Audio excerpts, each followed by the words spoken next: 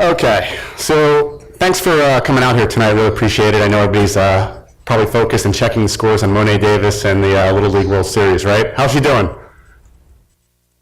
No, nobody really cares about World Series. Okay, we won't tell her that. That's all right. Just getting started? Okay, so I'll be quick then. So Beacon and Lively, we're a company that believes being connected doesn't have to be disruptive. So what does that mean? By a show of hands, when you guys go out to dinner, who has their phone on the table or is checking their phone multiple times during dinner? Okay.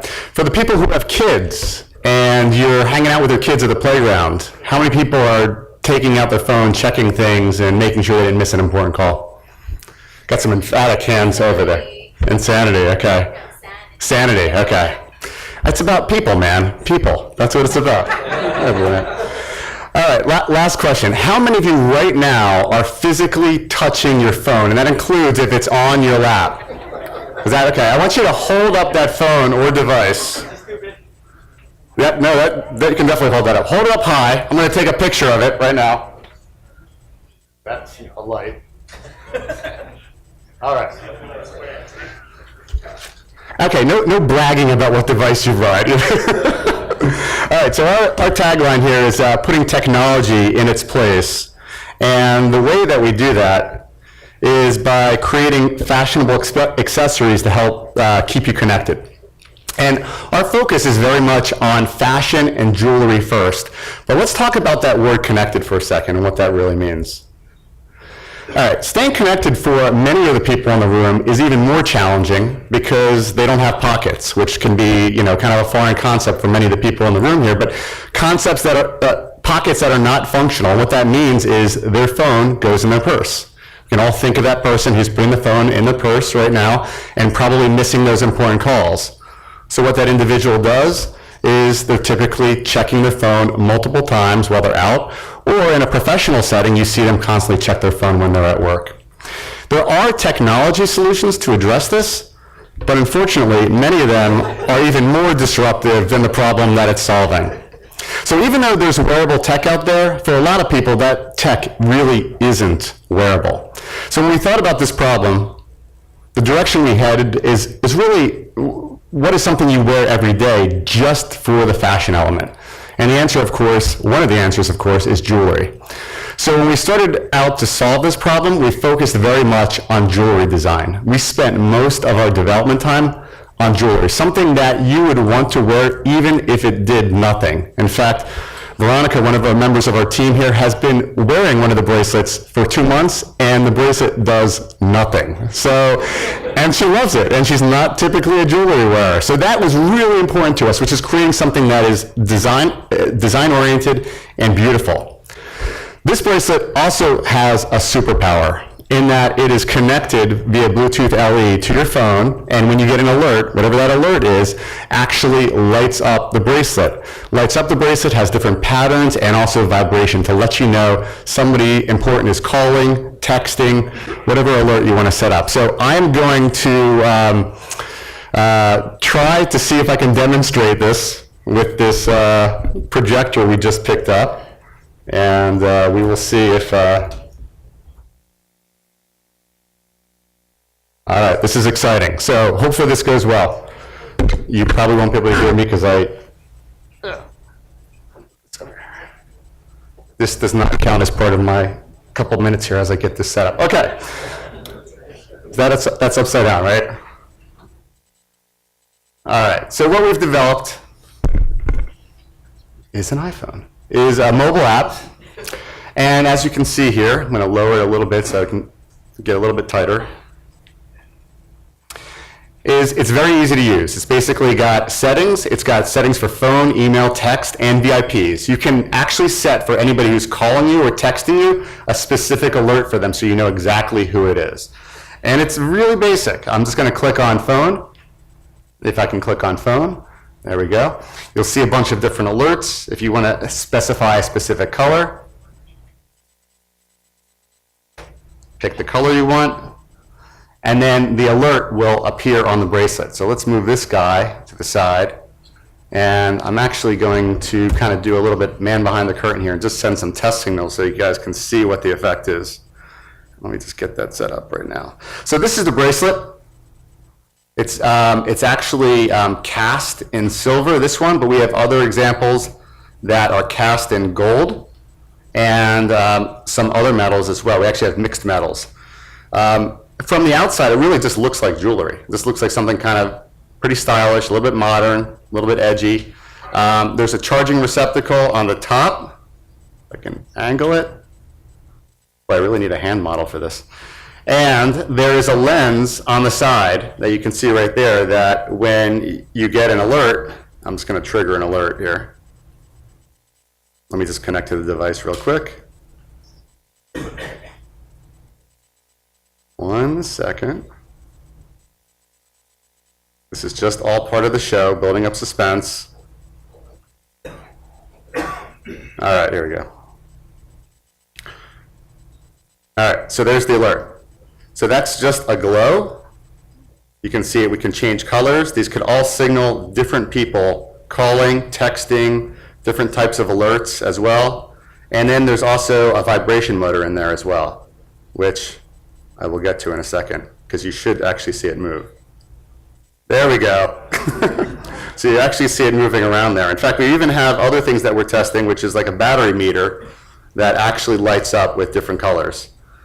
So you can kind of see it. It was a little bit dull here in the projector. Oh, hold on a second. It really doesn't want to stop moving. It is now a possessed bracelet. There you can see actually the colors. So you can see multiple colors coming through. The best way to actually check it out is by coming up to us afterwards and trying it on. So I'm going to have my team just raise their hands real quick and just say, these are one of the guys that you can have different, they'll help you with the different versions of the bracelet. And I'm going to kind of go back to the presentation and talk a little bit more about what we're doing, how we did it, and why it's amazing.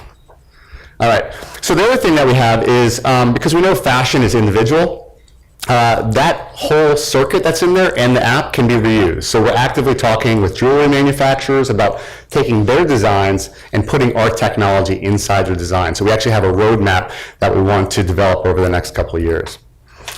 When you think about the market, everybody's kind of focused on early adopters, and that's great, but a lot of people who wear wearable tech are early adopters. We're really going for that early majority. Those are, in this case, women who probably aren't that tech savvy, that just want a simple alert and want to look good, and that's it. So we think that we can be one of the first movers in that market that's focused on what we're calling jewelry tech. And there's really nobody who's really done it successfully so far. But the key is focusing on the customers. And most people, when they see this, they think that it's going to be some tech-savvy millennial who gets super excited about this technology. And one of the surprising things we found from doing some Facebook advertising insights is that when you look at the click-through rate, taking the same exact ad and applying it against different age groups, it's actually women over 40 are more than 50% more likely to click on the ad. And I'm sure you can think about why that is, which is they probably remember a time when they weren't just completely married to their cell phone. Now, actually, all of our click-through rates are extraordinarily high, so we're excited about that, but it really has been eye-opening to see how much older women really are excited about technology in a way that is tangible for them. And yes, I love the last reply on the Facebook, which is the lady who just said, "Take my money." So we have multiple revenue models, product sales. We also talk about technology licensing. We also see how the mobile app could have its own experience, and you could actually unlock purchases inside there as well. So you could have different types of visualizations that are only available with an extra small charge. Our team is really diverse. There's 9 of us working on this project, and I think that's how many people you probably need in a project like this. The one point I like making here is I'm going to point out Joe Crabtree. He's over here. You want to raise your hand? He actually has an exposed circuit. So if you want to see what it looks like inside the bracelet, he can take you through that. But interestingly enough, he was the last person to get added to our team. So he's the electrical engineer. He's the person who designed the circuit. He's the last person that added to our team. And that really speaks to the design, the fashion element that we've really focused on from day one. Our competition is a company by the name of Ringly. They have not released anything to market yet, but of course they are funded $1 million by first round and a couple other venture capitalists. So we of course are a little bit up against the tide here because we are still unfunded, so we are looking for those connections right now. But Ringley has been amazingly successful with their PR campaigns, and there's a couple differences, but one of them is that they're a ring, we're a bracelet. But we've worked a lot on the technology so that our circuit's flexible and wraps around the bracelet rather than just being a rigid piece inside the jewelry. Our competitive advantage, design is jewelry from day one, simple. We also have some patents that we've submitted around the design and the utility of the bracelet. And then where we're at right now is we really just completed our functional prototype about a month ago, and we're starting to look for funding, and we're bringing it to, we're doing the design for manufacturability and all the different things that require finalization before we can truly bring it to production. But our goal is to have that out in the world by January or February. So if you like what you've seen tonight, I would love to encourage you. So see how disruptive this is? This is like perfect timing, actually.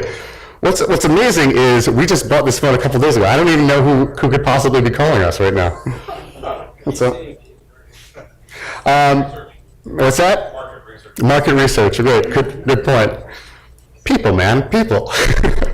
Okay, so we're currently fundraising. If you guys are interested, you can follow us on Twitter and Facebook. We have a really good following, but we could really use more.